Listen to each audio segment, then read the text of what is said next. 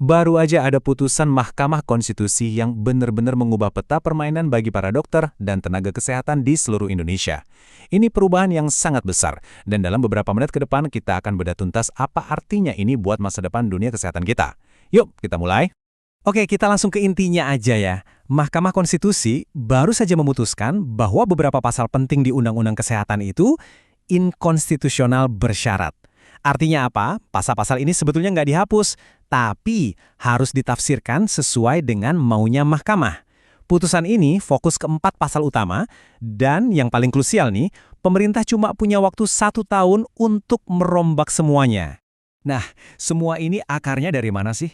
Dari sini nih, Undang-Undang Kesehatan Nomor 17 Tahun 2023. Inilah payung hukum yang baru aja disentil sama mahkamah dan jadi dasar dari semua perubahan yang bakal kita bahas. Jadi, apa aja sih inti perubahan yang diperintahkan mahkamah? Ada 4 pilar utama yang digoyang.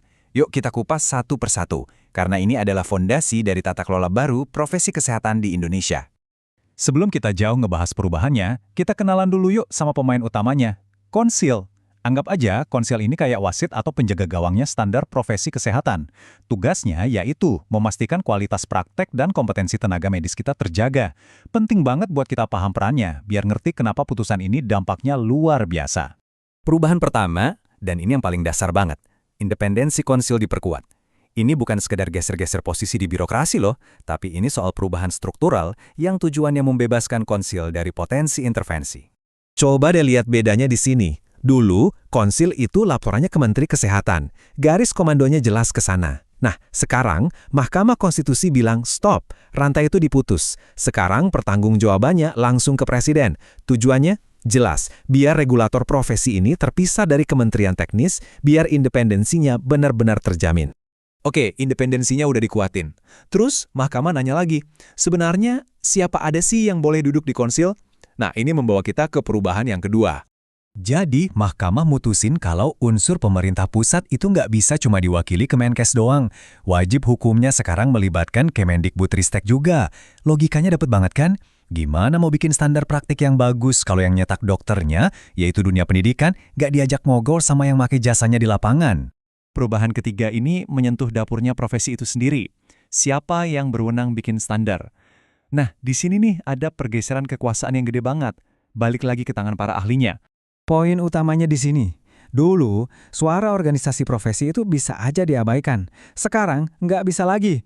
Mahkamah bilang mereka wajib dilibatkan secara substantif bareng konsil dan kolegium. Terus peran menteri gimana? Cuma jadi tukang catat aja, administrasi. Artinya apa? Kekuasaan buat nentuin standar profesi itu benar-benar dikembalikan ke rumahnya, ke para profesional itu sendiri. Dan yang terakhir, yang keempat, dan mungkin ini yang paling mengubah segalanya, mandat untuk membentuk satu wadah tunggal. Selama ini kan kita tahu ya, organisasi profesi kesehatan itu banyak banget, pecah-pecah.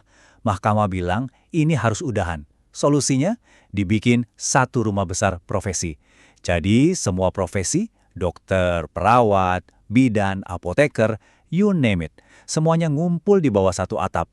Dan biar adil, proses pembentukannya dikoordinir sama Menko, bukan Menteri Teknis, jadi lebih netral. Nah, keempat perubahan tadi pastinya punya dampak yang luar biasa besar. Sekarang, yuk kita lihat implikasinya dan kenapa deadline yang dikasih itu jadi krusial banget. Dampaknya ini bisa kita lihat dari 4 sisi, secara struktur dan fungsi kekuasaan balik ke profesi, secara akademik, pendidikan, dan praktek nyambung, dan secara organisasi, perpecahan selesai, harus bersatu. Intinya, ini benar-benar perombakan total dari A sampai Z. Dan ini dia tantangan terbesarnya. Mahkamah Konstitusi nggak main-main. Pemerintah cuma dikasih waktu 1 tahun, maksimal, untuk membangun rumah besar tadi. Jamnya udah mulai berdetak loh.